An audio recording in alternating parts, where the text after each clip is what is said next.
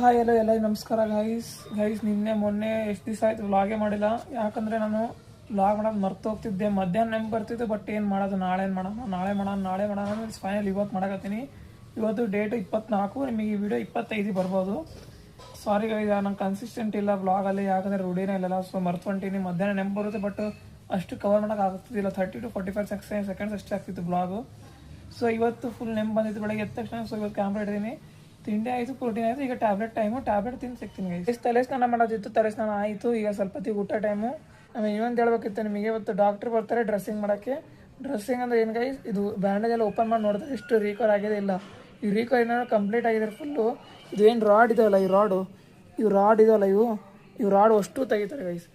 ಸೀದಾ ಮೂಳೆಗೆ ಹಾಕಿದ್ದಾರೆ ಈ ರಾಡ್ಗಳು ಎಲ್ಲ ಎಳೆದು ಹೊರಗೆ ತೆಗಿತಾರೆ.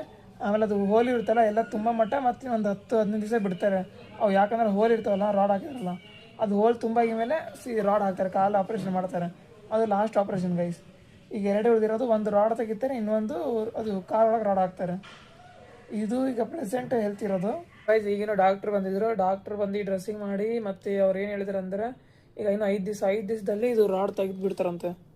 5 ದಿವಸದಲ್ಲಿ ರಾಡ್ ತೆಗಿತಾರಂತೆ. ರಾಡ್ ತೆಗ್ದ ಮೇಲೆ ಮತ್ತೆ 20 ಡೇಸ್ ಆಗಿ ಮೇಲೆ ಕಾಲೊಳಗೆ ರಾಡ್ ಹಾಕ್ತಾರಂತೆ.